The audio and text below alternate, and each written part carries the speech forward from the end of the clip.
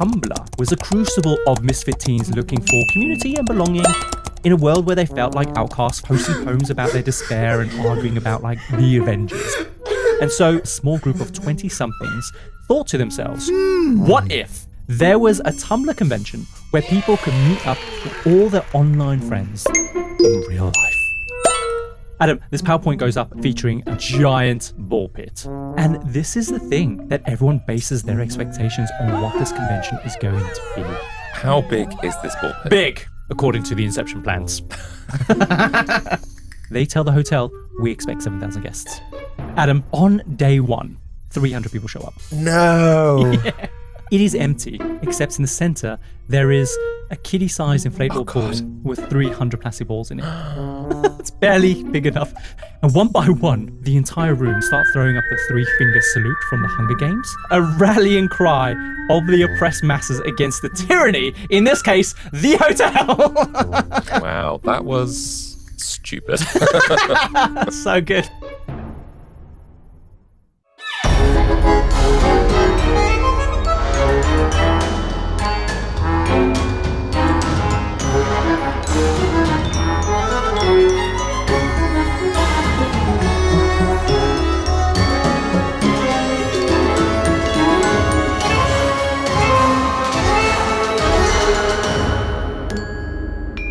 Welcome to The Compendium, an assembly of fascinating things, a weekly variety podcast that gives you just enough information to stand your ground at any social gathering. We explore strange true stories from the worlds of true crime, dark history, scandals, mysteries, and of course, remarkable people. I'm, of course, Kyle Reese, your ringmaster for this week's episode. And I'm Adam Cox, the resident dentist for the Iron Jaw Acts this week. What's an iron jaw? The act where someone holds themselves, they're spinning around, but they're being held by their teeth. Oh God, yes. Well, that's actually really bad for your teeth. So, Really? Yes. So they brought me in because all of our acts keep losing their teeth, so I'm there to replace them with some fillings. Make them stronger, cement them in there so they don't fall out. Maybe that should just be a prerequisite of the job. Is just, if you want to be this iron jaw act, just have all your teeth removed, reinforced with Adam's special recipe. That sounds weird. It does. So cement those teeth in and then, yeah, you're fine. Yeah, but that's why they don't do any fellows anymore, because they have no teeth. Oh, okay. I'm surprised this has even gone through Sue, this role. Who signed this one off? Sounds litigious. You're litigious. Guys, if you're new to the show and you want to support us, then remember the absolute best way to do that and enjoy exclusive perks is to join us over at Patreon, because signing up is free and you will always get access to next week's episode a whole 7 days before all the other chumps out there. And for as little as $5 a month, you can become a fellow freak of the show, which will unlock our entire back catalogue, including our classic episodes, such as episode 1 and episode 2. Episode 3 and episode 4. Yeah, there's a whole bunch. We can't remember what they are. But guys, let's be honest. The real reason that people sign up as a certified freak or a big top tier member is because you get access to our exclusive compendium keychain. So we can always be there, dangling near your crotch. Yeah, why wouldn't you want that? Yeah, we kept it classic this week. And lastly, guys, please follow us on your favorite app and leave us a review. Your support helps others find us and keeps these amazing stories coming. Enough of the housekeeping, Adam, because today on The Compendium, we are diving into an assembly of online belonging, misplaced confidence, and a plan held together almost entirely by vibes. Okay. You're going to have to give me more clues than that. I've got another clue for you. Adam, what does a cheese sandwich and a ball pit have in common? Hang on. Haven't we done... So cheese sandwich was the fire festival, right? Mm-hmm. So the ball pit. Well, I don't know about this festival. Yeah, but it does give us a very good clue because they both represent, and I'm sure there are more than two of these, but two of pop culture's biggest failures with the most hilarious consequences. As you said, we covered Fire Festival, the brainchild of Billy McFarlane, who set out to create this luxury festival on a bohemian kind of island once owned by Pablo Escobar. Do you remember that? Did he actually own it? No, he didn't. That's what I thought. Well, that's part of the scam, right? Only Billy had never organized a festival before, let alone in another country with only 8 months to go. And so the writing, of course, was firmly on the wall, because what ensued was a shit show of epic proportions. Everything went wrong to the point that one of their senior organizers was literally willing to suck a dick to get customs to release the much needed Evian water for the festival. Yes, that was pretty bad. Yeah, he took one for the team, eh? Well, it's going to, yeah. But I mean, he was willing to. He went home, he brushed his teeth, he took a shower. I don't know why he needs to take a shower for a blowjob, but he wanted to feel pretty. Do you know? I mean, all that matters in that moment is whether or not you've got a pretty mouth. Okay. And then, as everything was collapsing around them, a kid with just a few hundred followers on Twitter posted a single picture of a sad cheese sandwich in a polystyrene container, a meal that was supposed to be prepared by one of the finest Michelin star chefs on the planet. And in the process, that kid single-handedly destroyed a multi-million-dollar brand that was Fire Festival. Mm-hmm. Epic story. If you Yes. haven't listened to it, I'd definitely recommend going to it. So it feels like whatever we're covering today is on that level. Oh, yes, of course. Yes. So that brings us to our ball pit, because in a very similar fashion, this became a symbol of a shit show that became known as something called DashCon 2014. Have you heard of that before? No. So, Adam, today we're actually traveling back to the days when Tumblr was the place the internet went to find community and belonging. Did you ever use Tumblr? Vaguely. I didn't really use it, but I knew it was out there. So, as a social platform, Tumblr's heyday was during that period of like the mid 2010s. And today, when people look back on Tumblr, they tend to kind of talk about it like it was the social network that just fizzled out once TikTok and Instagram came along and took its place. But honestly, I don't think those platforms really replaced Tumblr as much as they sort of inherited it. Tumblr's culture just ended up finding new homes rather than like fizzling out. Do you know what I mean? There's a better platform for this stuff. Now, don't get me wrong, it's much less concentrated now. It's shinier, it's more commercial, more Gen Z in how it presents itself. But a huge amount of what Tumblr gave us is still very much alive today in the internet world as we know it. And when I say Tumblr gave us something, I mean that in two ways. On one hand, yes, it gave us all the eye-rolling kind of niche nonsense it's still remembered for, like furries. Furries? You don't know what a furry is? No, Adam, you need to be educated. It's just people who walk around like dressed as dogs. Oh, hang on a minute. I remember someone at university did a little documentary on furring. It was a fake documentary, but that's where people would dress up in animal costumes to get it on. Exactly. Now, they say it doesn't really have any sexual connotations to it, but I mean, there's certainly a more sexual element to it. When you go to a gay pride, there's always a furry kind of fandom there. And they're normally dressed in like furry leathers. Do you know what I mean? Like, leather's not great, and neither is dressing as fur. That's sweaty and hot. Yeah. Not nice. Yeah. Unless it's like a little crop top, like a little furry bra thing. Okay. And a little tail. I did see someone, I was riding into work the other day on my bicycle, and I saw a guy. This is 8 o'clock in the morning. And he was walking from the shop. He was wearing cowboy boots, and he had a furry set of fox ears on, and he had a tail on. And it wasn't clear whether or not he was coming home from a night out, like a walk of shame, like a puppy walk of shame. Or he was on the way to work. He did look a bit greasy. So it feels like he had a heavy night. But also, it gave us fandoms like the My Little Pony fandom, where you have literally full-grown men obsessed with My Little Pony. Really? Yeah. Adam, it was also a hotbed where people could make fan fiction. So if you wanted to lean into the fantasy that Harry Potter and Ron Weasley were secret gay lovers, this was the place that you would go to scratch that itch. I thought it was just like photos that people would share. It was, but it also contained all of these fandoms that became sort of in the mainstream as the years went on. So it's a little bit like Reddit now, but before Reddit. But I would say more nerdy. Like, it was a crucible of nerdom, one giant comic convention of misfit teens looking for community and belonging in a world where they felt like outcasts. And it was filled with angsty teens posting poems about their despair and arguing about like the Avengers. So it was that kind of dynamic, like Avengers and, oh, my life is shit. That kind of thing. Do you know what I mean? Think emo. Okay. But that version of Tumblr is only part of the story because, Adam, Tumblr was also a major cultural breeding ground for where a lot of the internet, and by extension, a lot of how real life finds its footing today. And this was a really raw kind of experimental self-expression at the time. It mattered less as a mainstream social network and more as a cultural engine. Basically, it shaped how people talked, how they presented themselves, and how they formed their values and their identities today. A lot of the language we use now around especially identity, gender, politics, privilege, boundaries, representation, that was all either shaped or amplified on Tumblr. I didn't realize it was such a big deal. I guess I'd already grown up at that point, so maybe I missed Tumblr as a kind of space to connect with other people. Sure. Yeah. Find your community. It was definitely a way for people to find their niche communities. But also, it's kind of groundbreaking in terms of what it gave us and how it transformed kind of the culture.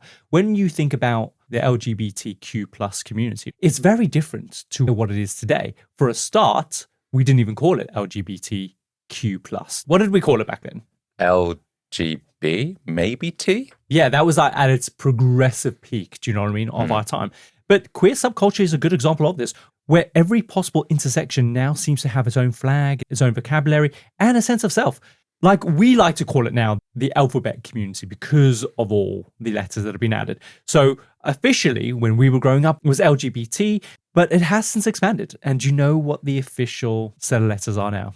What, is there more than LGBTQIA plus? It is LGBTQQIP2SAA. No, people aren't going to remember that. It stands for lesbian, gay, bisexual, transgender, queer, questioning, intersex, pansexual, two-spirit, androgynous, and asexual. Okay. That is of to date. I thought the whole plus was, I think it is. Yes, exactly. We add the plus to say we recognize the others. We don't need to say it. Let's add cubed onto that or squared. Yeah. And as you probably remember, it's also where the world introduced us to the 600 pronouns that we have today. Yes, but how many are actually active? Exactly, yes. But it was at this point, especially during like 2016, when this really blew up in the mainstream and every kind of news channel was talking about it and how ridiculous it was at the time. There was one about like angeli gender where you thought you were an angel. Or identified as an angel, sorry. I think you had your own pronoun. There was one at the very top of the list because I only looked at the first 5. Adam was one of them. Adam's gender. Yeah, I created that. And listen, whether or not you agree with it or not, it's kind of beside the point because these ideas are now very much embedded in our culture. Whether or not they've been muted or even amplified even more since then, it doesn't matter. This is where it found its inception. They've spilled out far beyond Tumblr itself and into every other platform. And from there, into our workplaces, schools, media, entertainment, and everyday life. So even if Tumblr as a website no longer dominates the conversation, the culture that it produced absolutely does. But for all of that, on a more personal level, for the people who use Tumblr, it gave millions of people who felt weird, displaced, isolated, or like nobody in real life quite understood them, a place to find your people, essentially. Try out a new identity, test out who you are, and maybe just feel a little bit less alone. Mm-hmm. And I think that more than anything, this is why it mattered. And so it was out of this that a small group of 20-somethings thought to themselves, wouldn't it be great if instead of hanging out virtually, we could meet up in real life? So they're the people that organized DashCon. Yes. And so, Adam, DashCon was born, which for all intents and purposes was basically a Tumblr convention. And when you say DashCon, are we talking about DASH or the actual sign, dash? No, a DashCon as in dashboard. Oh. And I'm going to get onto it in a moment because it didn't start out as DashCon. It's not the greatest name. Actually, it's a very clever name. Okay. But the idea was that these popular fringe fandoms would all come together under one roof. So a lot of different identities, different values, different outlooks, different sexual tastes, all under one roof. They would basically host a bunch of different panels. There would be cosplaying. Tumblr members would host booths to sell and share creative works and homemade merchandise. There would be video games. There'd be live readings and even performances from big, popular, very online bands. And on top of it all, Adam, they would host a giant ball pit, which sounded legendary. How big is this ball pit? Big, according to the Inception plans. Is that really going to entertain people? A ball pit? Well, we were just in a ball pit. It entertained us for about 3 minutes. I couldn't even walk. It's not that great. Yeah, like you go down a slide, you land in it, and you try and stand up, and you make your way out really awkwardly. I don't know how that can be such a big attraction. But they were banking on this to bring the crowds. I think it was a bunch of people who'd never been in a ball pit before. And they're like, that sounds epic. Did they not go to a birthday party? Listen, Adam, we're in our mid-30s, and we've never been in a ball pit until last week. No, I've been in a ball pit before. Oh, have you? Yeah, at a kid's party. I've never been invited for this reason. But Adam, just like Fire Festival, this small group of 20-somethings who decided to make DashCon a reality quickly found themselves well in over their heads. None of them had ever organized a birthday party, let alone a convention for 7,000 people. And so I guess it's fair to say this didn't go to plan, right? No, the shit well and truly hit the fan. Okay. So Adam, today in the compendium, I'm going to tell the story of DashCon 2014, the Tumblr convention that tried to bring the internet into IRL. You like my internet lingo there? In real life. Yeah. Yes. But ended up becoming one of the most infamous event disasters of our modern age. And I know I have referenced DashCon alongside Fire Festival, and many people online have also drawn that comparison. But honestly, DashCon was far less nefarious than Fire Festival. Yeah, Fire Festival was a scam. Yes, this was just, I think honestly, they had good intentions.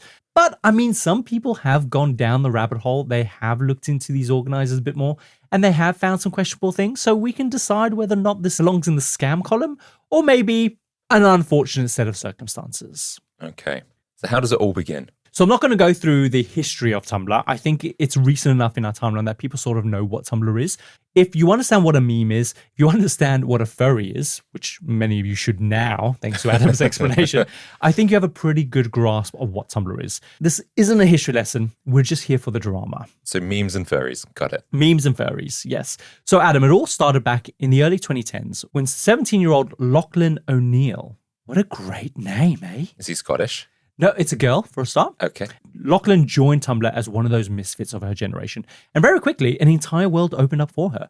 Lachlan joined a bunch of communities. She was very keen to start experimenting with her identity. She gets involved in a bit of cosplay and a bit of anime. And as well as that, she gets sucked into all the arguments that were happening around Avengers at the time. Apparently, it was a very popular subject. What kind of arguments? I don't know. I have no idea. The arguments of 2011 on Tumblr. I think the Avengers, did they not do the whole kind of like multiverse timeline splitting and like characters have been brought back and they died long ago and people were really angry about that? They hadn't even started there at that point. Oh, had they not? No. Okay, well then I don't know. And so, of course, as it happens with a lot of these online communities, Lachlan decides to bring some of her IRL interests into her kind of online world, specifically her enthusiasm for small animal husbandry. What do you think that is? Small animal husbandry. Taking an animal and saying it's your husband. Marrying them. So small animals like guinea pigs. Setting them up in a little groom in a bridal outfit and then taking photos, selling them. This is Dave, my other half. Basically, she was really into rats and rabbits. Uh-huh. So I wasn't actually wrong. Not quite. You weren't a million miles off, but she's not marrying them. Right. Why husbandry? I think it's because husbandry is like what you call like rearing cattle. English language is so confusing at times. Anyway, Adam, she starts a little blog that she calls Mice Are Nice. She's good. I wonder how long that took her to think of that. Her thinking is that there must be other people out there with an interest in mice. That think they're nice. Yeah, and then they think they're nice. And she's absolutely right. It's very popular. She talked about mouse genetics and breeding. The followers posted pictures of their own mice and their own mice stories. And a lot of Lachlan's socialization was becoming increasingly more and more online because she'd finally found where she felt like she belonged. Mm-hmm. And at the time, this isn't something that she really recognized as an issue until one day she was searching for content about her hometown where she ended up connecting with a girl local to the area. And for the very first time in her life, Lachlan felt like she had met her BFF. Oh.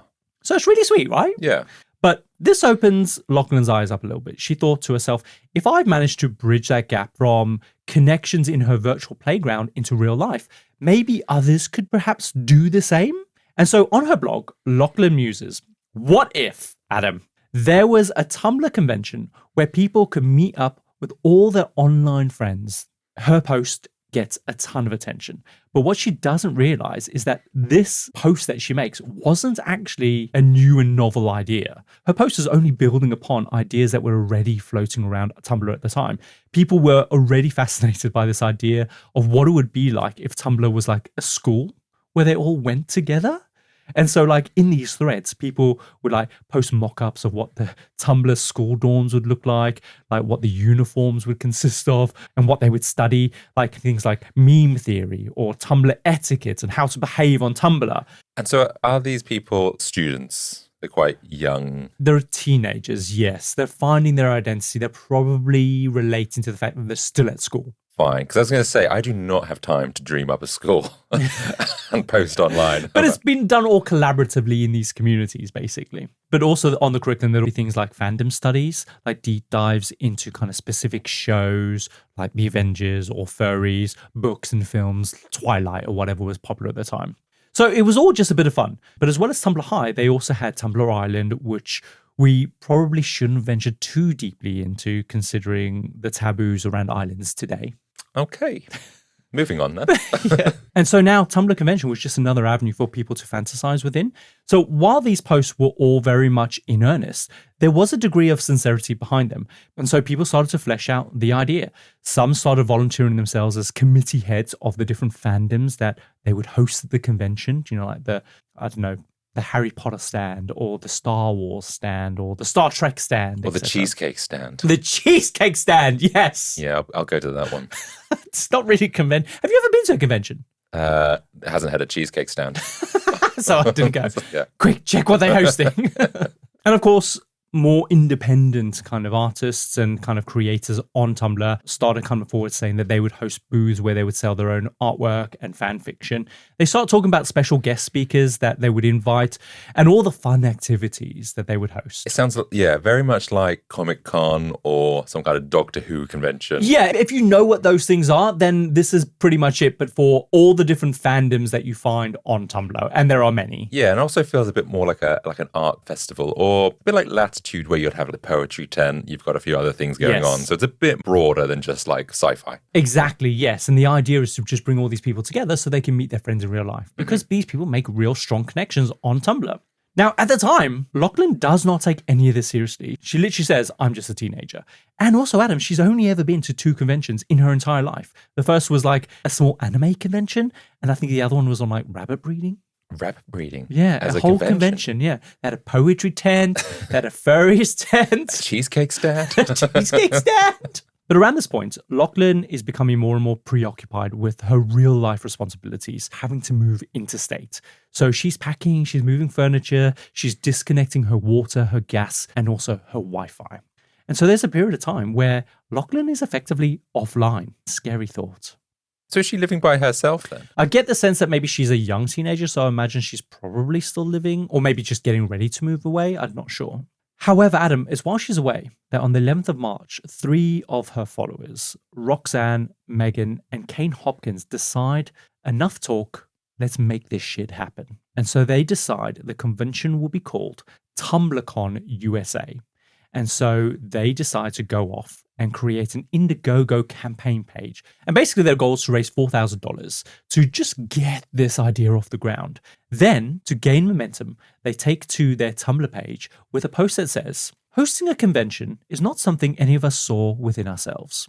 TumblrCon was just a half-shaped idea we caught a whiff of once in a while when a stray post or two drifted on our dash.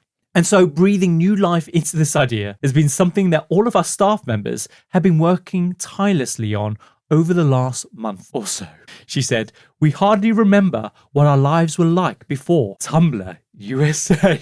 She Really? can't remember what her life was 30 days ago. But all she did was put out a post and set up a GoFundMe page. They're just drinking wine and kind of brainstorming, but basically it's changed their lives in 30 days. Okay. They go on to say, there's only so much passion you can put into starting a business before the real work comes crashing down on your shoulders. Mainly, we have to deal with the government and money. Right. They say we can take care of the legal side of things. However, money is not something a group of 20-something-year-olds have in abundance. But the legal aspect, they've got that covered. Yeah, what are they talking about? I don't know. They take themselves very seriously. They just need to hire a venue. Surely that's all they need to do. Well, they're going to do that, but they need to do all the paperwork and apply for grants. Basically, the post says this is where you followers can help. If just 100 of our nearly 4,000 followers donate just $10, we would have enough to get ourselves off the ground. We would use the money to pay for some software, venue deposits, hire some equipment, file additional paperwork, and apply for more grants on top of the ones that we've already applied for. In a nutshell, we're in our 20s, please give us your money. Okay. Of course, organizing a convention doesn't cost $4,000. It's literally upwards, Adam, of like hundreds of thousands of dollars, even just for like a small convention. So they don't really have a decent grasp of that at this point. Yeah, if they've got no experience of doing this, you're just making it up as you go along. Exactly. But in the post, they make no mention of their experience, who else is involved, or what other grants they're actually applying for. But considering the appetite for the convention based on all their fantasy posts, people didn't really care. What people were more excited about was the notion of that this could potentially happen, but also, as a reward for donating, Meg, Kane, and Roxanne promised rewards like business cards with your Tumblr URL on it. You would get like gift baskets, t-shirts acknowledging that you've been instrumental in making TumblrCon USA a reality, kind of things like that, right? And that like really excited people. That sounds great, but I bet they haven't costed or modeled any of this to go like, get a business card, a t-shirt. They worked out how much that's going to cost. Exactly. No, it doesn't seem like there's been a huge amount of this.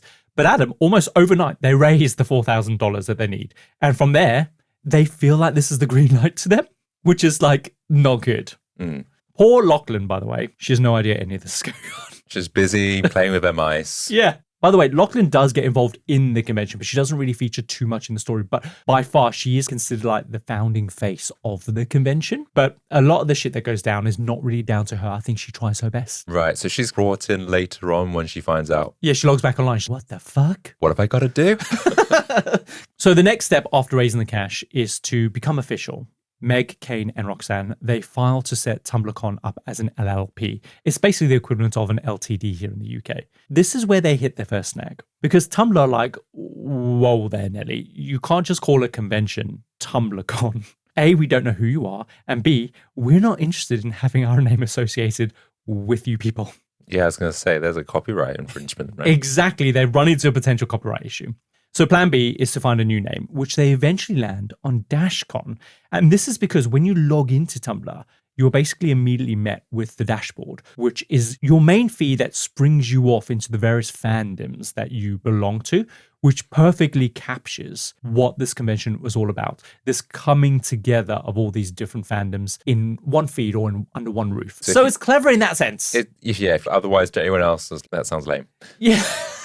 But for the people who are going to this convention, they're in the know. Oh, they'll get it. Yeah, sure. Yes. So what did actually Tumblr do? Because when they found out this was happening, did they not think, oh, there's money to be made here, or this is an opportunity, let's get involved, or either shut that down and we'll do our own thing? I just don't think that they thought that it would happen. But also, they just don't have time for that. I guess they're a software company. True. So they register their LLP. They then get to brainstorming where they'll host the event. They find this massive convention center at the Renaissance, I want to call it Schaumburg. It's a convention center in Illinois. It's got like 500 rooms, over 15 floors. It's got a spa, a pool. But more importantly, Adam, it has 160,000 square feet of available convention space. It is fucking huge. I was going to say, that is massive. And I would have thought, do you know what? If you're doing this for the first time, let's just make sure it happens and it's a success. Make it a small event, right? And then build upon that. Exactly. For a first-time convention, this is huge. I heard somewhere like DragonCon, which is a very famous convention. I believe I want to say Atlanta. Their very first convention, just 300 people, which is smart, right? And now it's one of the biggest conventions in America. It's about dragons. I have no idea. Yeah, so you've gone straight for a massive convention. Yes. But in their minds, they probably think 7,000 people is not that many people. Do you know what I mean? Considering how much time they've got to plan. Yeah. And so this hotel is huge. The hotel, however, asks very few questions. All they want to know is how many people, when, and how they're going to bloody pay for this thing. And at this point, they have no idea of how many tickets they can feasibly sell. And so this is where, out of thin air, they tell the hotel, we expect 7,000 guests. Right. Did the hotel go, and can I speak to your parents, please? No, this is the thing. They're in their 20s, almost 30s. So they seem like adults. I think it's only Roxanne who's 19 years old. Oh, okay, fine. Yeah. But the point is, logistically, the 7,000 guest number is essentially made up. The agreement that they come up with the hotel is that after the event, the money that they generate from ticket sales and walk-ins will go to effectively pay for the hotel and the convention space and stuff. Next, the hotel want to know, when are you planning on hosting this convention? And so on the spot, they effectively settle for the weekend of the 11th to the 13th of July, 2014. And how far away is that from this point? 16 months. 16 months. Okay, so they've given themselves a fair amount of time. Yeah, it's a decent amount of time, isn't it? Sounds like a lot. Although Meg, for sure, she has a full-time job, Adam. And I'm not sure where she's going to get all the time that she's going to need. 16 months sounds a lot, but she's working a full-time job. Yeah, and if it's just these 3 people that are organizing it, that's a lot for 3 people. I'm talking about 16 months when you have a full team. Yeah, and Roxanne is 19. She doesn't know what she's doing. And Kane is a man. We need Meg! So following this, they begin working out how they're going to fund everything and what that money will physically get them in terms of special guests, panels, and convention features. They calculate that a regular weekend pass will cost $65, more if you want to attend any of the additional special events that they might host. They work out that if they sell 7,000 tickets, this will net them $500,000, which isn't a lot of money, right? For $65. Well, the amount of effort that you have to put into this. 'Cause Yeah. then you need to then hire a load of like acts and things like that. Yes, you can probably make money off merchandise. Sure. Charge a fee or whatever it is. But straight away, let's assume you would expect if you were pouring in 16 months of work at a full-time basis, right? Meg, Roxanne, and Kane, they probably would like a salary, right? So let's just say you pay them $50,000 each. That's $150 gone already. It's not a lot. And you've got like renting the hall, food, all sorts. You've of got to pay other for your stuff. special guests. So on top of ticket sales, they will also be renting out booths to merchants and independent artists to sell commissions, fan art, fan fiction, all sorts of those types of things. But as well as Meg, Kane, and Roxanne trying to raise money through ticket sales, they also have different committee members also helping to raise money too. So for example, the Star Trek committee, they agree that they will split all of their sales 60-40. So 60% of the money being raised going to the convention, and then the other 40% will go to them to help them get to the convention and things like that.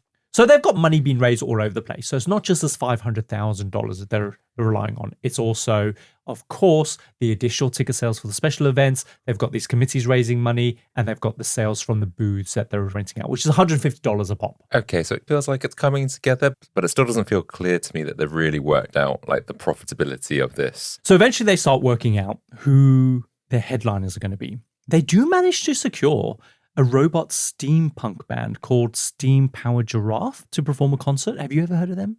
Have I ever heard of them? It's a legitimate question. Steve Punk, who now? Steampunk. Steam Powered Giraffe, Adam. Steam Powered Giraffe. Okay.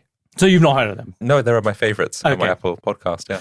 Apparently, they're pretty big in the Tumblr community, but they're also very pricey. So if you're going to be attending and you want to see them, this is going to cost you an additional $5 to see them, which, Adam, is not a lot of extra money, right? $5. They are expecting some walk-ins as well. And so if you come and you only want to see Steam-Powered Giraffe, then it will cost you $25 at the door. But again, it just doesn't feel like a lot.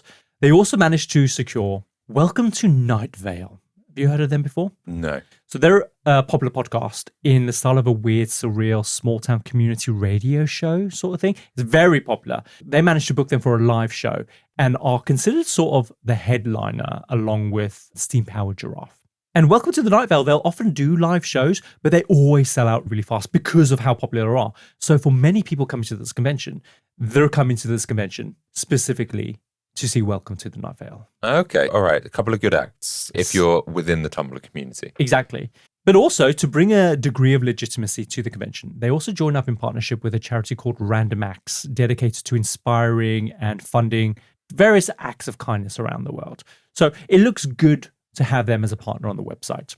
They also secure special guests like Doug Jones, who famously played Fawn in Pam's Labyrinth, but also Abe Sapien in Hellboy. Yes. And the Amphibian Man in Shape of Water. Oh, okay. All the same guy. Yeah, because he's like a movement special art kind of person, isn't Yeah, he? he's very good at that. So he's very famous for playing these really obscure fantasy characters. So actually, this does sound much more reputable than I thought it was going Oh to be. yeah, they've got some big people here. Doug Jones will also be doing like a Q&A panel, plus he'll be doing like meet and greets with fans and things like that. So it's a big deal.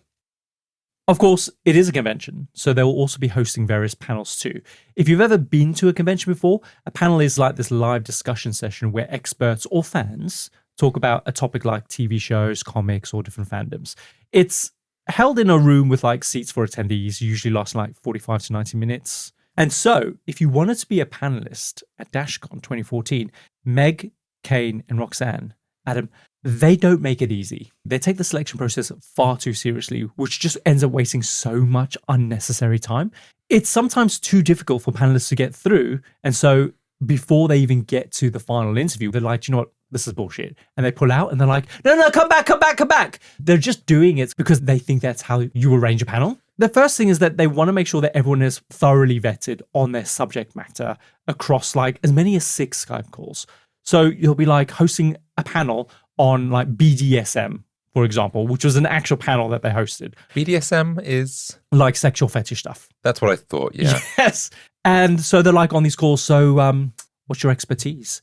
And they're like, well, I studied BDSM at Cornell for like 3 years and I have a chain of brothels. And they're like, I'm not sure. What else? Well, I like to stuff butt plugs up my butt. And they're like, wow, he's good. You're in. Really? There's someone that actually, you can study this? Yes, Adam. Yes. I generally thought I that's have the a one master's in butt plug. Insertonomy. I thought this was a genuine panel. No, but this is the thing that they make this really difficult. They want to make sure that you know your shit, but it's just like over 6 Skype calls. Come on. Yeah, like it's just a butt plug in your butt and you go. But also on the BDSM panel, remember, many of these guests, they're minors. And so they're hosting an R-rated panel. I don't know how they're going to vet who's underage. Yeah, why would you have like that kind of panel? Especially if you've got a lot of teenage audience. Mm-hmm. You want to sell as many tickets. You probably want to make this PG-12 or whatever. It's mental. Some of the other panels that they secure is like an ex-forensic guy who throughout his career has seen, Adam, some horrific things like murders, car accidents, people being crushed in machinery, all sorts of stuff. His panel is basically to teach you how to realistically incorporate really horrific things into your fan fiction. What? Yeah. Like what would happen if your body was hit by a car traveling 100 miles an hour? What would it realistically look like? And he was there to basically show you photographs and to help you describe what this would look like or sound like in your fan fiction. I just feel like that's a bit weird to do in an open forum. It's grim. And these are kids. But as well as their expertise in the field, they also vetted on their leadership ability and their public speaking skills. But Adam, for all that time wasted, none of this mattered because the most important thing for these 3 was how many people these panelists might be able to attract to the convention. So like you pass through all this vetting process, you prove that you're really knowledgeable on your subject, bring real value to the convention. And in the end, the deciding factor is how many people can you bring to the convention? Yeah, surely that's where you start, right? Like look at all of their following or whatever it is, pick the top 10, then work out if they're good at public speaking. There you go. Done. Yeah. And basically they're offering an incentive structure. If you manage to attract more than 50 attendees across your 2 panels, you would get a percentage off your ticket for the day. If you attract more than 100 attendees, you would get your entire ticket comped off. But the thing is that that's not really how these panels even works in the first place. It detracts from their credibility, right? That they're just looking, how many people can you get to the convention? Rather than you can add real value or people will love you. I don't know. They've got to obviously get fans there. Focus on your marketing. That's what your marketing's for, right? Yeah, true. So eventually, they have decided on all their different events that they're going to be hosting. And they decide to post the schedule up on their website on Tumblr. Bear in mind, Adam, it's still very early days. And so them posting this up, this is like them posting up the official lineup act. Like they're 16 months out. Like things change massively. People will drop out, right? That naturally happens. Either way, Tumblr gets very excited. When you say Tumblr get excited, do you mean the people on Tumblr, not Tumblr itself? Yeah, the people on Tumblr, their followers. Fine. The people dead keen on making this happen. Sure. Panelists include a day in the life of Hogwarts, exploring the Omegaverse, which is this weird erotic fan fiction, which seems to be a lot of fan fiction. They also had Ask a Troll, which will be hosted by Lachlan as a panelist. So does she know that she's doing this? Yeah. She's involved, but she's not running the show, essentially. Okay, so she is, what, a troll herself? I don't know. And is troll another word for something else? I don't know. It might be like how to like ask a troll, like online trolling, because the next one is a panel on how to deal with bullies. So not trolls that live under a bridge? It genuinely could be. Okay. Don't know. Finally, my favorite panel was, you ready for this? Mm-hmm. British men with cheekbones.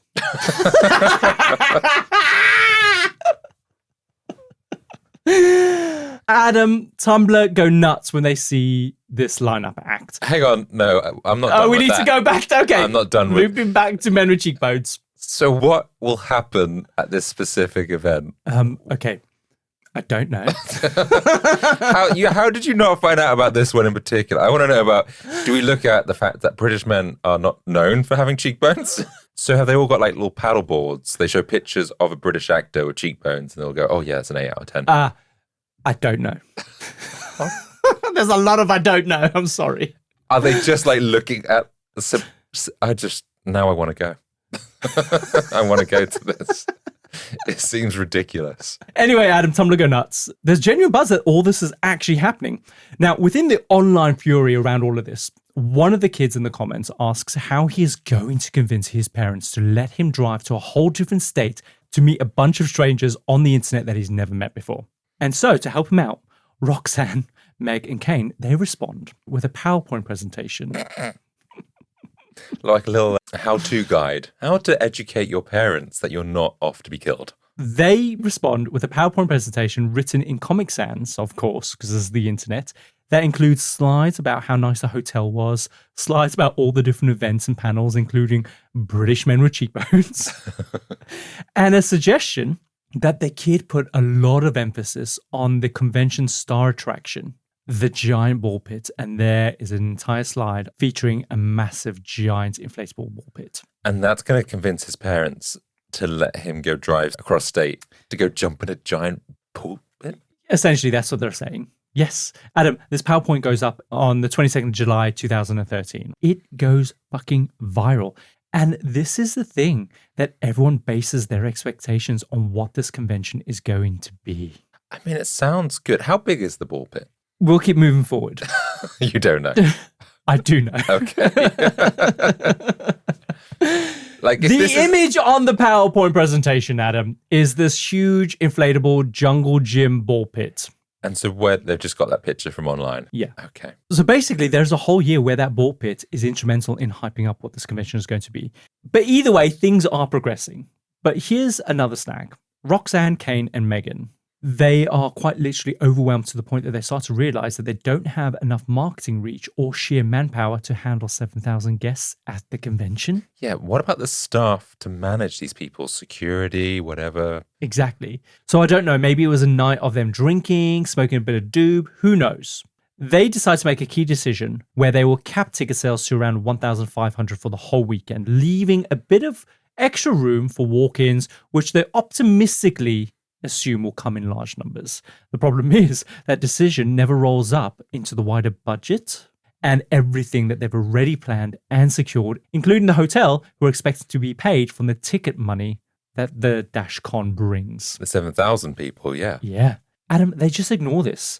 They're like, yeah, this will make our lives easier by capping attendees. Roxanne is like, and this is shocking coming from Roxanne. She's 19, remember? She's like, but what about everything else we've committed to? And Meg and Kane are like, what are you getting at, Roxanne?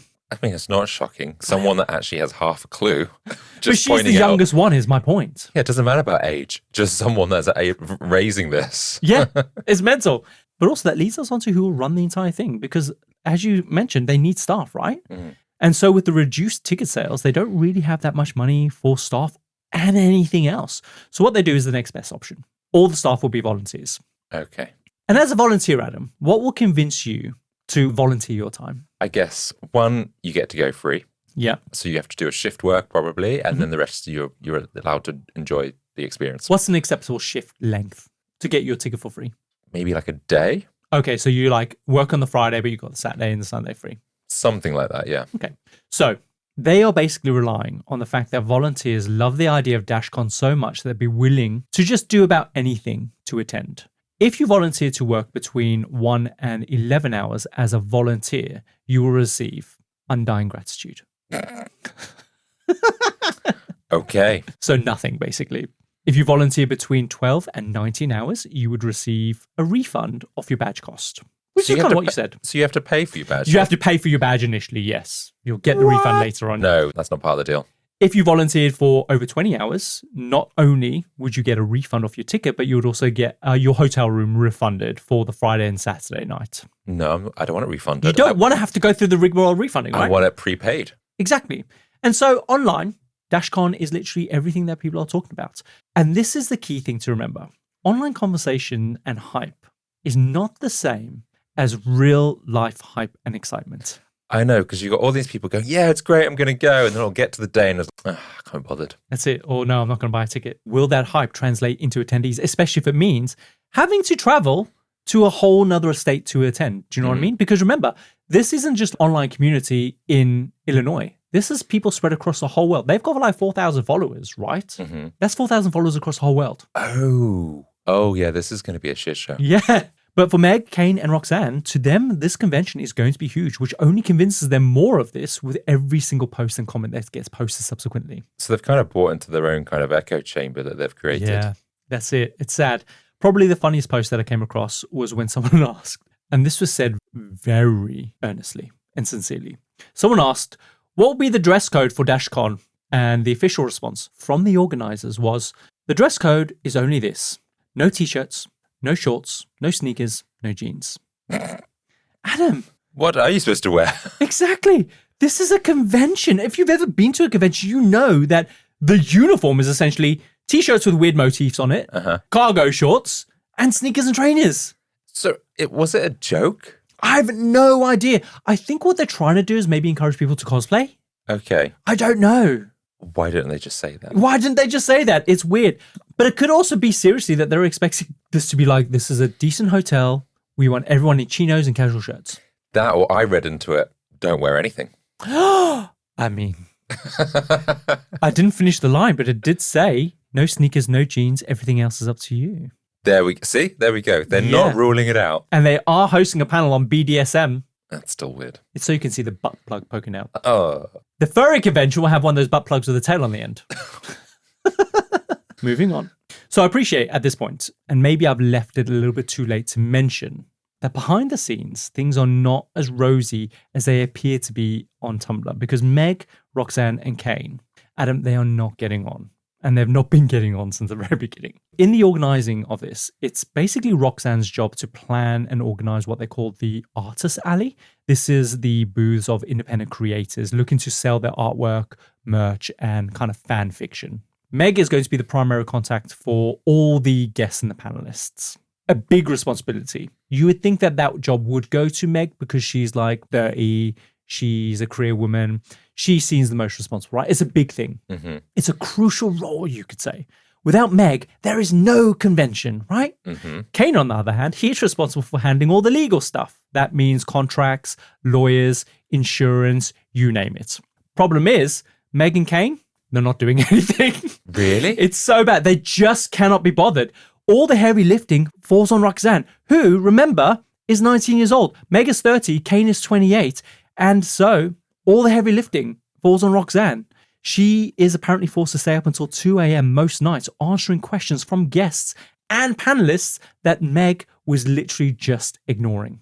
Then why is she just, you know what, I'm going to call this quits? She wants to make it happen, I guess. Why is none of them calling this quits? Clearly they're in over their heads. It's so bad. Kane, he basically eventually stops answering all emails from the lawyers, which results in the lawyers quitting, leaving DashCon loyalists. Weeks go by and Kane doesn't know that the lawyer has pulled out. Really? Yeah, that's how badly he's neglecting his emails. But why? What's his reason? He just couldn't be bothered? I think they're just stoned all the time. I don't know. I don't know what it is. Kane and Meg, they also start using their official DashCon phones for personal calls. Adam, they managed to somehow rack up massive phone bills, which they don't have enough money in the kitty to physically pay for because it's all earmarked for other things. Remember, they've also capped the tickets now, so all that money's already been spent. Oh, this is giving me anxiety. And of course, with Roxanne under all the strain of keeping them afloat, a very deep rift forms between them. It's sort of Meg and Kane against Roxanne. At one point, Adam, they are in the final run-up to the convention and they just completely stop talking to Roxanne altogether, which means the areas they are responsible for, they completely collapse with Roxanne not there to pick up the slack because she doesn't know what they're not doing. Yeah. So they miss deadlines all over the place. It's unfortunate at this point that Roxanne notices that they do not have enough money to literally keep going. And when she flags this to the others, they just completely ignore it. It's all via email. They're not answering their emails in the first place. And when she's raising legitimate concerns, they're not getting back to her. I mean, this must be quite a good for a 19-year-old. Okay, it's clearly not going to go to plan, but she's got a lot of good experience of how things can go wrong. Yeah, I've dealt with literal adult children. Yeah. And so Roxanne has no choice but to look for help wherever she can. One of those people is a woman from Australia.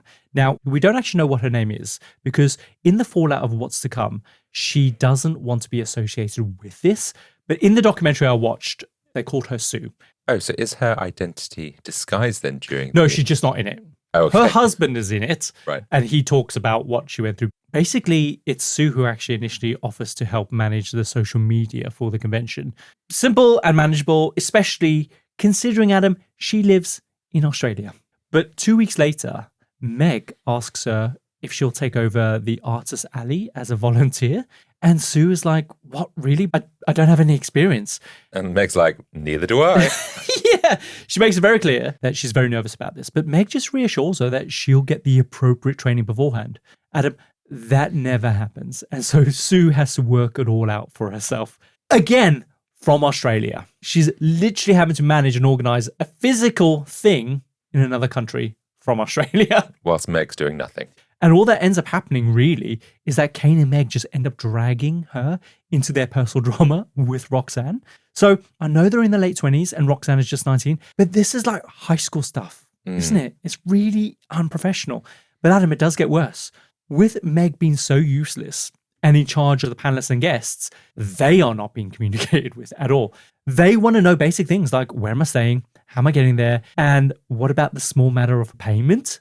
Many of them are told basically that they will be paid after the convention from all the ticket sales.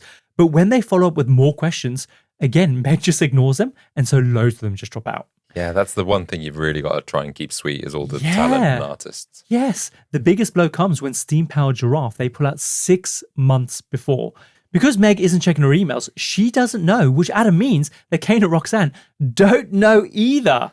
And so as a result, they don't update the website. And so people are still buying their supplementary tickets to see them. It's only a few weeks before the convention is due to start that they finally make the announcement that Steam Powered Giraffe will not be attending. And they say, sorry, we'll not be refunding anyone who's already bought a ticket. That's terrible. That's awful. So they could have known. I wouldn't even be surprised if that was an excuse and they did know they pulled out, but they're like, we could do with the extra money. That's what I mean. Or could they have not found a replacement? Because that happens, right? That does happen. But as long as you've got a replacement. Yeah, I guess maybe they might have tried, but they weren't successful with it. One guy says that he was literally planning on driving 15 hours to see Steam Powered Giraffe. That was the only reason he was there. And now they're refusing to refund him. And now he's going for nothing almost.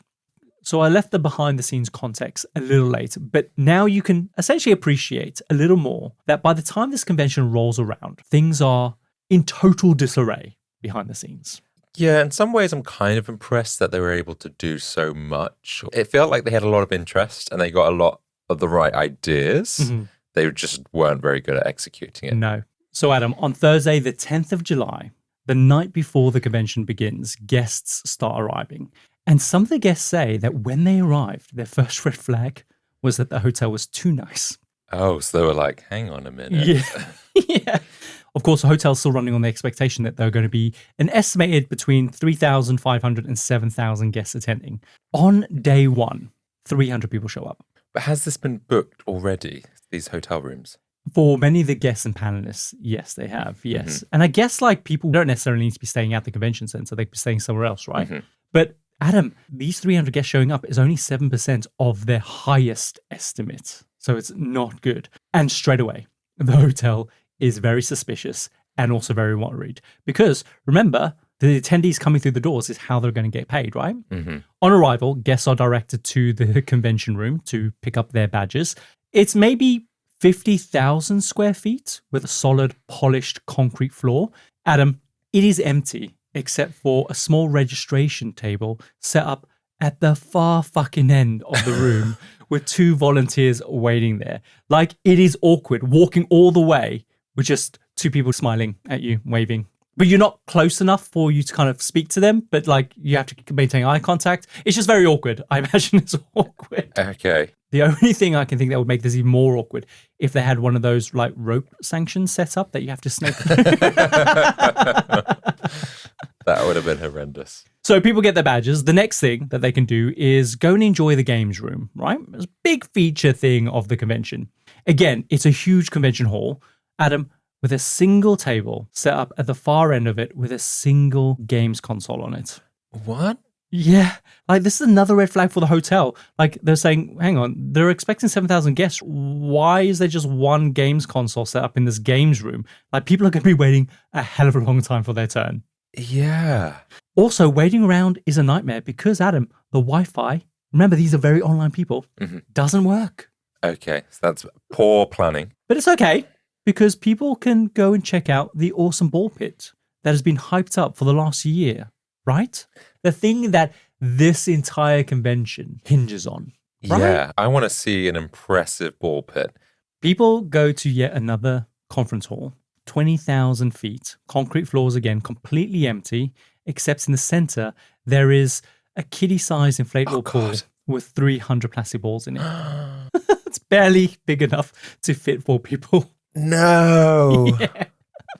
Hardly anyone uses it because by the end of that day, rumors had circulated that someone from the 4chan fandom community had peed in it, so nobody wants to go near it. Do you want to see a picture of it? Yes. Describe this for us, Adam. Oh my God. What do you see? It is a giant hall and there is a tiny little ball pit in the middle of it. Do you know, it looks like they've cleared out the hall and they couldn't take everything with them, so they just left a ball pit behind. Yeah. It's so tragic, but it's the sheer scale of the room and how tall the ceilings are and the walls that just make it look so bad. How did they go through with this? They should have been called off, just refund, whatever. I don't know, but they've gone ahead with it. What do they think was going to happen? It's so bad. So it's Friday morning. All the guests are now starting to arrive. It's 9 a.m. There's literally nothing to do. And it's because the first event, Adam, isn't scheduled to start till 1 p.m. Adam, question is, where are the organizers at this moment in time? Well, Roxanne, bless her, she is doing her best, right? She's helping guests. She's running all over the place. She's trying to sort out all the equipment for the panelists. She's collecting stray balls that have spilled out of the ball pit. Meg and Ryan, on the other hand, they are still in bed. They got drunk the night before and were hungover in their rooms. Adam, they are around so little for this convention that security don't even recognize who they are. So I really feel for Roxanne. Yeah. She is like determined to make the best of a bad situation. The other two, they must know this is a disaster. Yeah, they must do. Bless her, Roxanne, she is trying to get them going, but they hate her so much. And so rather than getting the convention going, hungover in their room, they are busy drafting a legal letter to Roxanne to sign that in effect demotes her to their secretary. That's what they're preoccupied with at this moment in time. I mean, yeah, worry about that after the event. Does Roxanne sign this? Of course she does not sign it. She's technically the boss right now. Yeah. She's like, the balls of the pit need collecting up. I don't have time to sign it. So with no leadership, volunteers are literally just standing around waiting for someone to tell them what to do. Sue and her husband, who, remember, flew all the way from Australia. For this, they are literally doing anything they can. They have been working non-stop since they got there. They haven't even had time to put their bags in their room. Eventually, though, at 5 p.m., they do get a chance just to chill for 5 minutes, in between Sue having to host 2 panels that are scheduled for that evening. They decide to go to their rooms to drop the bags off, only to find that their key cards do not work. Now, they're told by the front desk that there is a payment issue.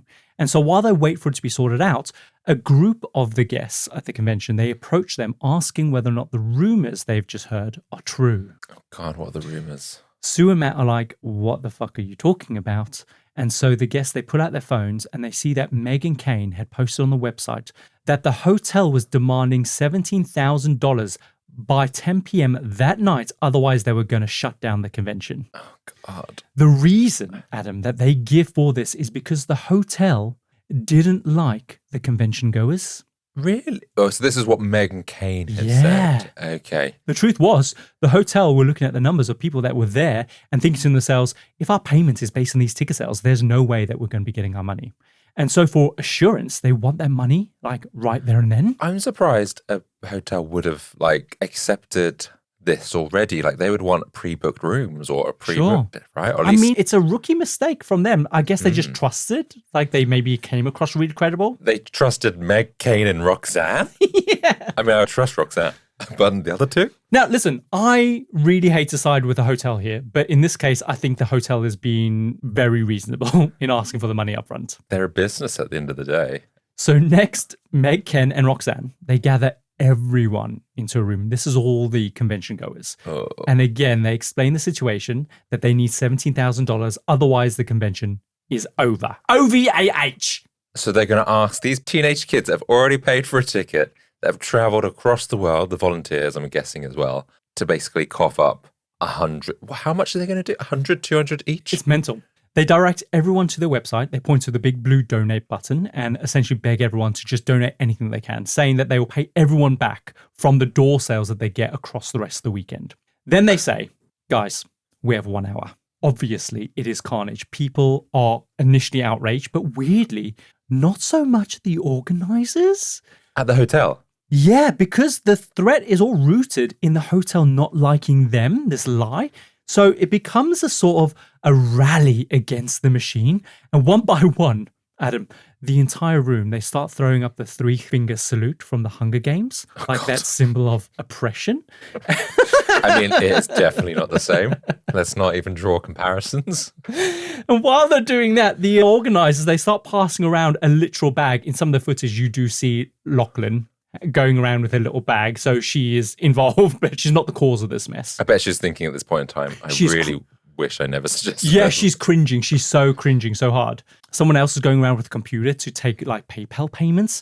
Most pay in cash. They're not given a receipt. So how they're going to pay everyone back at the end of the convention is going to be impossible. But no one's thinking that right now. Everyone, while they're collecting the money, starts singing. Les Mis, Do You Hear the People Sing? Which ironically is a rallying cry of the oppressed masses against the tyranny, in this case, the hotel. Is this why you were singing this the other day? Yeah.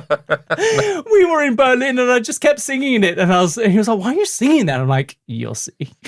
Oh, this is ridiculous. This is what happens when you, I don't know, get these enthusiastic... Very online people. Yes. In this bubble. I don't want to say nerds, but they are very enthusiastic. Yeah, very young. Angsty teens. Adam, amazingly, after 1 hour, they raised the money. Wow. They literally shake down all these teenagers for $17,000. When they break the news that they did it, the footage of them cheering is just amazing. Everyone bursts out singing We Are the Champions. Adam, it's wild and hilarious. Guys, if you get a chance, in the show notes, I've left a link. Go and watch this video. It is wild. Okay, so they've raised 17,000, but does that mean that poor Sue and her husband get to go to the hotel room? Well, after the convention is saved, Sue and Matt head back to their room to finally relax. Again, their key is disabled. This is, I know it. This time, it's not because of a payment issue. Meg and Kane have literally cancelled their rooms. Yeah, when they paid their bill, they also gave the hotel a list of rooms that they were no longer willing to pay for. This was so they could reduce that $17,000 bill and then keep the difference for themselves. Oh, really? Yes. Isn't it scandalous? Bastards. I feel so awful for poor Sue and Matt. In the end, Sue has just had enough, and she and Matt, they just leave. They check themselves into a different hotel and they completely abandon the convention altogether. Good. Go do some sightseeing. Yeah. But it's not just Sue and Matt's room that they cancel. It's also some of the other panelists who have to figure that out for themselves when they arrive. But also the volunteers who are promised a comped room, they literally now have nowhere to sleep after putting in an entire day's worth of work. But remember, this is day one. And so some of these volunteers will obviously be working across the weekend. And so if they've got nowhere to stay, do you think they're going to be sticking around? No. No. No, they're not. And so, Adam, like I said, this is day one of DashCon. How are Meg and Kane getting away with this? I don't know. But how anxious would you be feeling at this moment in time as an organizer? Oh, if I was Roxanne, she's like, they've done what now? Yeah. By this point, the internet have gotten wind that something is off. Remember, what was the first clue? Remember, this is a Tumblr convention for people who are very much online. The internet becomes awash with people taking the piss out of them and the organizers with a focus on this hurried 17,000, essentially shakedown of their guests. And so late into the night, Meg and Kane, rather than preparing for the next day, they're in damage control mode. They post an explanation that explains what went wrong, along with pictures and bills and contracts, just to justify what was going on. It's the usual PR bullshit, and they blame the hotel and operational issues. Of course, people don't buy this, especially when someone looks very closely at the receipts that Meg and Kane have posted online, and they calculate that they weren't short $17,000. It was more like they were short a few $1,000s. And the implication here is that they fleeced all these kids of all their money, sung a few show tunes, cancelled a bunch of people's room, and then pocketed a huge, huge difference for themselves. So like they've kept, 10, 12 grand or something? Yeah. Isn't that wild? I can't believe that. So Adam, it's now day 2, Saturday. A few more people show up, but again, nowhere near close to what they expected, and certainly nowhere near what the hotel has expected. Day 2 is also the day of the flagship event where Welcome to the Vale will now be doing their live show. People gather into the convention hall at 12 p.m. at noon. Is it a really empty hall? No, there's a bunch of people in there. Everyone's pretty much there to see them. They can't help notice, though, that nothing seems to be set up on stage. There's no banners, there's no posters, there's no speakers or mics around, 12:50 rolls around, and still, Welcome to the Vale have not shown up.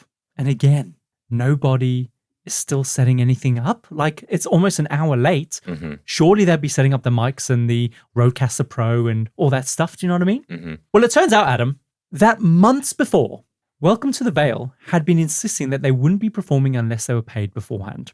Meg didn't get back to them, and so by the time she did, they had pulled out. And so Meg and Kane knew this, and yet they let everyone gather into the hall and wait for 50 minutes. So not only did they know that the draft people weren't going to make it, that did they realize that, we can't cancel 2 headline acts, so therefore we'll just say that they didn't turn up on the day? Yeah. Isn't that awful? Here's the kicker. The reason why they left everyone to wait 50 minutes is because they were scurrying to scrub the website that said nobody would be getting any refunds. Wow. Finally, at 1:20 p.m., they sent poor Roxanne in to explain that the show was not going to go ahead. Literally, everyone in the room collectively is like, what the fuck? And she's anticipating this, and Roxanne is like, holds her hands up and is like, listen, if everyone would like to collectively all join me, we can all side together. I'm sorry, what? She says, that's what I've been doing. So let's just take a second to all do that. And she's like, 3, 2, 1. Everyone sighs. And you just hear one guy in the background scream, give me back my money. That's the only clear bit of audio you can hear. Why are they not outraged? Why are they so placid by this? I know, it's so bad. So following this, it's of course more damage control. The organizers, they submit a post with yet another explanation for the cancellation. And they say, of course, we're very, very sorry, blah, blah, blah. For those who had reserved a seat, we will be placing you into a raffle where you will be in for a chance to win a framed Stan Lee autograph, a framed Richard Armitage autograph, a framed Walking Dead photo with the full cast autographs, and a signed Martin Freeman autograph, and more. So many cool prizes, basically. Yeah, no. I want my money back. A raffle. So yeah. You're in for a chance.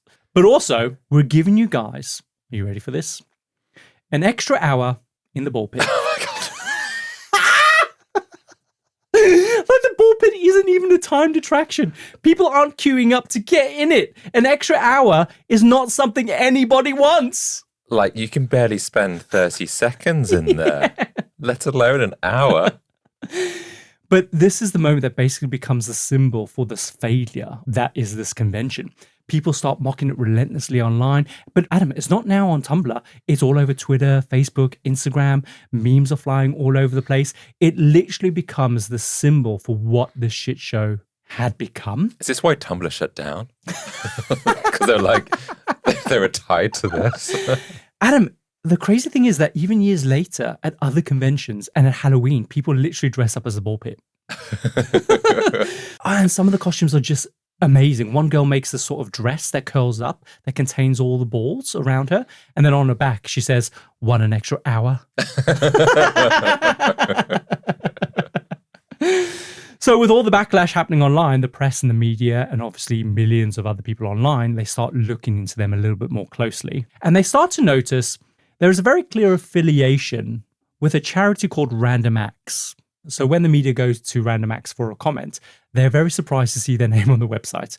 And they end up releasing a statement saying that they categorically had nothing to do with this convention whatsoever. In fact, they have no record of any of the organizers ever making contact with them.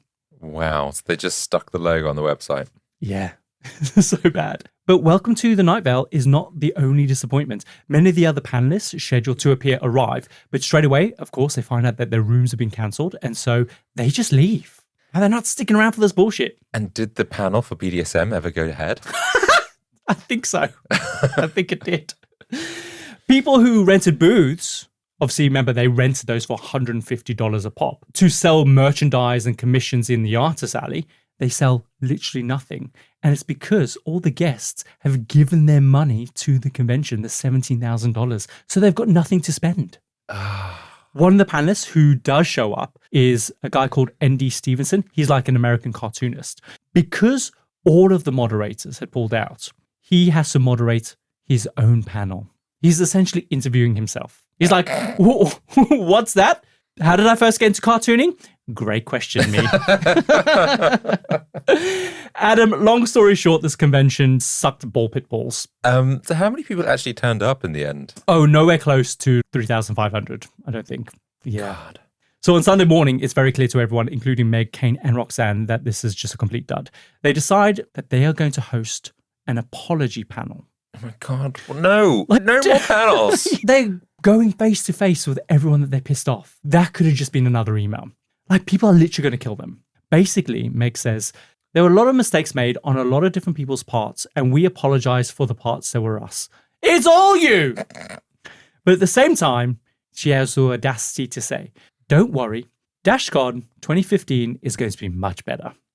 Yeah, like they're coming back.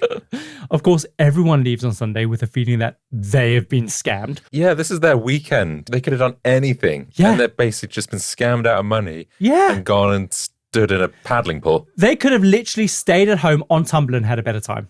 Yes. Maybe this is a lesson. Don't venture into the IRL world.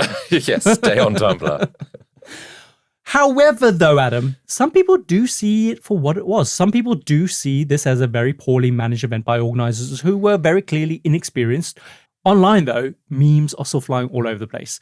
But eventually, anger does set in, and with good reason. Like, remember, some people, they drove like 15 hours just to be there. Sue and Matt, they flew from fucking Australia. Guess who were there? Now just wanted their money back. And so the online discourse around this just gets very loud. And so eventually the organizers, they just cannot ignore this. But there was nothing that they could do. They literally had no money to refund anyone. The only thing that they could do was stand firm and say that they would be upholding their rules on no refunds. The rules, remember, that they changed midway through the convention. So they were offering refunds at one point. Until it all started going to shit and they realized they're going to have to refund a lot of people. The thing is, this could have been quite a successful convention because there was a lot of interest. They'd managed to get some big names in that world, at least interested or initially signed. Had it been properly like pre-deposits or anything like part payment. Answered emails. It could have been, I think they were a bit too ambitious in the venue and the amount of people. They should have perhaps just sacked Meg and Kane. Roxanne should have just done it by herself with Sue.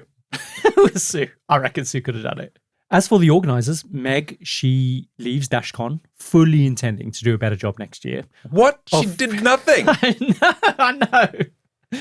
Of course, to distance themselves from DashCon, the next convention is not going to be called DashCon. They change it to Emoticon, which I don't get. Emoticon. Isn't that like what the emojis are called? Before they were called emojis. Oh, really? I don't know. Maybe like a vintage kind of throwback retro thing. But online people, they're not dumb. They very quickly work out who she is and she just ends up getting mocked relentlessly. And in her defense, she does try to put a lot of the blame on Roxanne, which is just so mean. She seems to be the only one who's genuinely trying to make the convention work.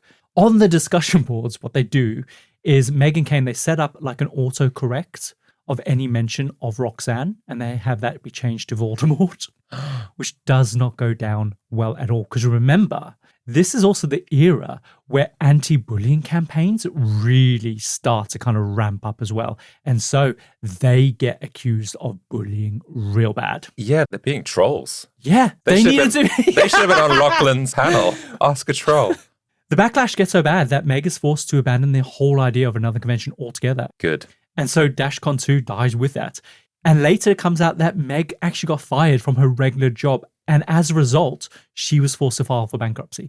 And Adam, it's probably because like her employer realizes that she was spending most of her time trying to get this convention going rather than doing her actual job. Well, it doesn't seem like she was doing either job. No, it doesn't, does it? Apparently today she spends most of her time role-playing Homestuck online, which there's some kind of cosplay thing. Kane, however, he continues down the wrong path after DashCon and eventually is busted for shoplifting at Walmart. So very classy guy. And to this day, he's still lying about his identity, basically, that he went to an Ivy League school. Like people disproved that very early on. He says that his real birth name is Loki to kind of tie him to Tom Hiddleston. Like, it's just, he's a troll. Yeah, he's still in a make-believe world.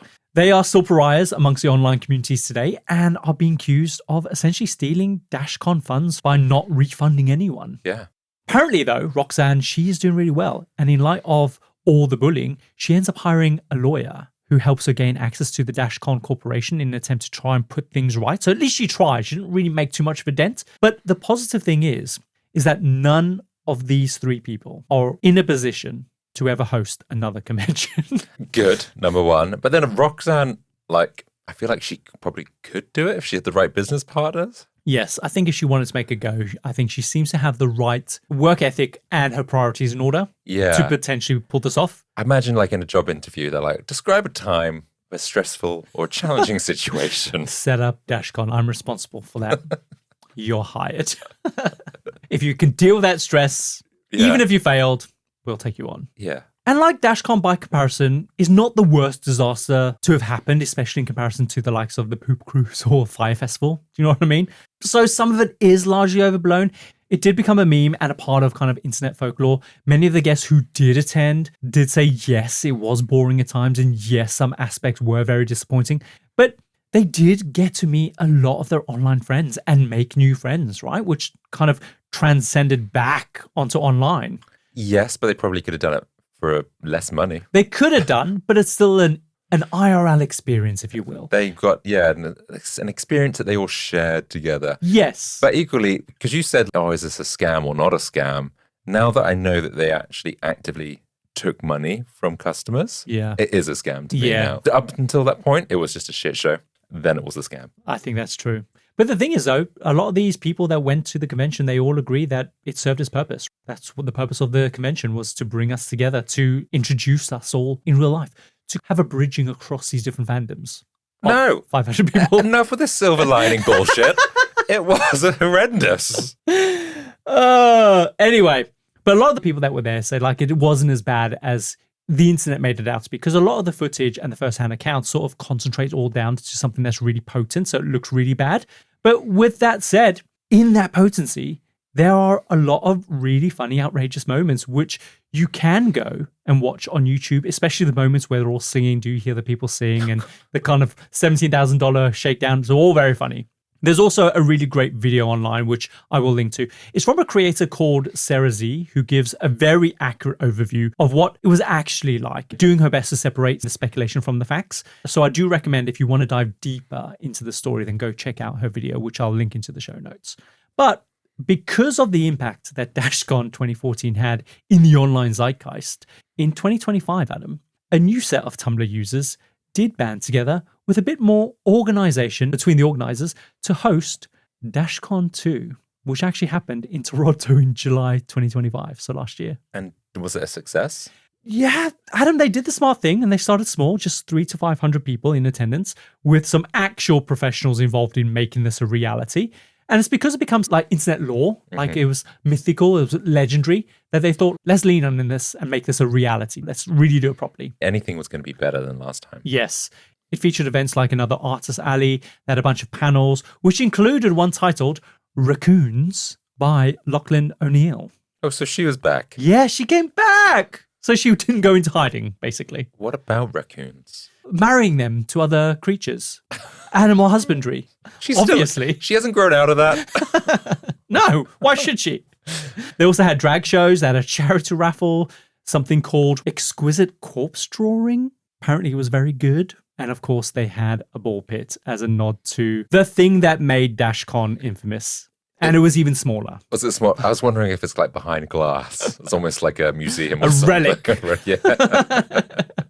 And Adam, that is the story of DashCon 2014. Wow, that was stupid. So good, wasn't it? But yeah, it was a benign story. Yes, you're right. I guess in the end, when we look back at it, they were being scammed. But I think they had the best intentions. Yeah, when they had the idea online, that's when they should have stopped. Yes, let's just keep this a fantasy. Would you like to go to DashCon 2026? Absolutely not. Really? Don't act so surprised. I would. But you've never been to a convention, so I think we should go. And if we are going to go to one, it should be like a good one. I don't need to see a talk on raccoons. I've only been to one convention. That was at the UEA. And it's exactly what you expect. Like just loads of like booths and stands and stalls, loads of people signing autographs. I used to work for a comic book store as well. No interest in it, but part of my job was to help organize some of the events that we're hosting. And we would get a lot of Buffy the Vampire Slayer actors on. We had Julie Benz. She's famously the very first vampire ever to appear on Buffy the Vampire Slayer. She was also in Desperate Housewives. She's also Dexter's wife in Dexter. And basically, she would just sign a bunch of autographs, like just sign maybe 100 at $10 a pop. That's $1,000, right? That's a lot of money. I also met Andy Hallett. Do you remember him? Yeah, didn't he play Lorne or something? Yeah, he played Lorne in Angel. And he came over with Julie Benz. But before he actually arrived, he actually cancelled because he literally had a heart attack that week, like a minor heart attack, and he pulled out. But then the doctor gave him the all clear, and he decided actually he'll come to the UK, he'll do the panel, and then he'll just spend a week here. And Dave and Richard, my bosses at the time, they were like, you can stay with us, no problem. And you can have Kyle that will look after you for the entire week. And we had a bloody good time. He told me like this really incredible story about how one night he was walking through Beverly Hills and he got really drunk. And his mates ended up throwing him in like a trash bin.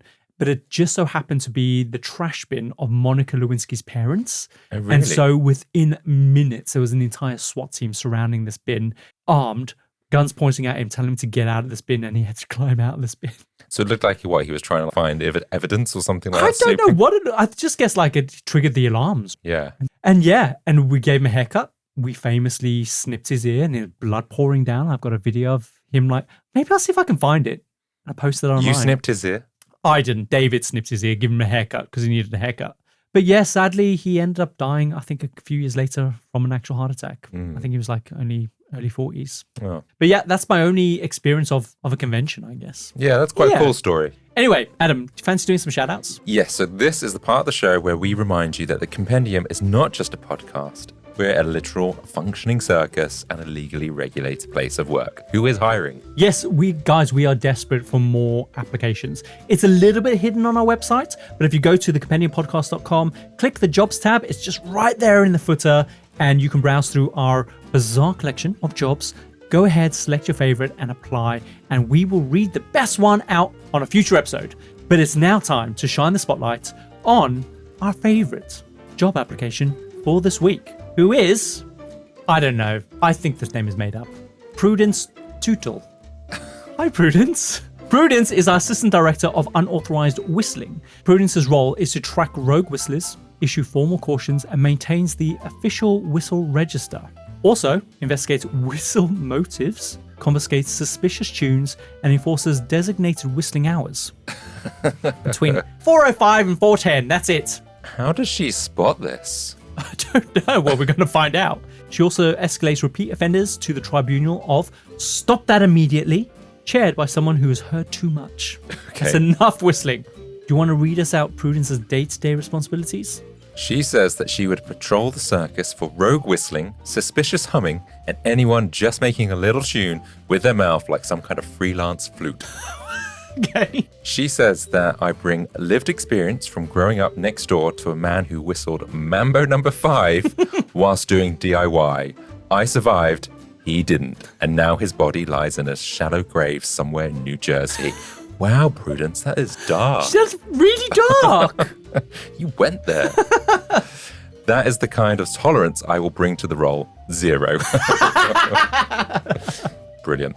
In 2022, I identified a covert whistling grandpa by the hot dog stand after 3 notes of green sleeves. He claimed he was just breathing, but put it this way, he ain't breathing no more. Oh, God. As a warning, but officially a token, I keep his lips on a string around my neck. Wow, guys. There was also an incident involving a kazoo, a vicar, and a damp tea towel.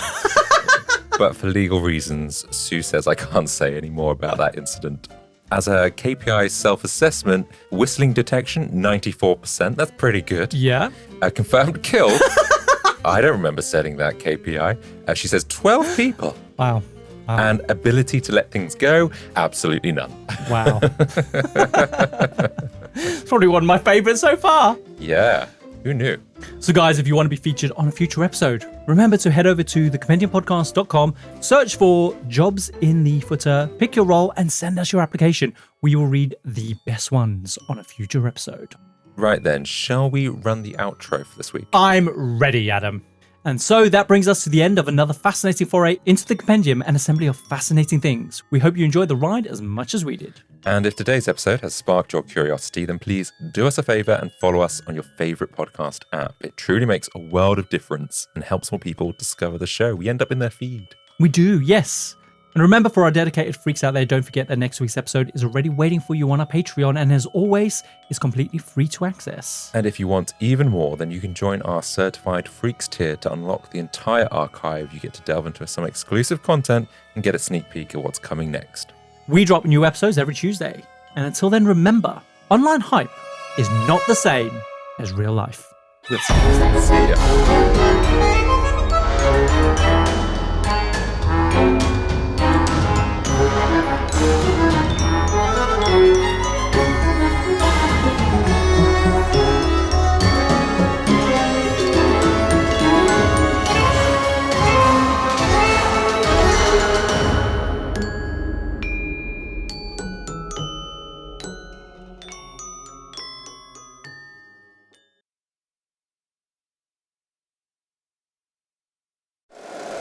If you like the show, please take a moment to rate, review, and subscribe. It really does help the show to grow. Thank you for listening.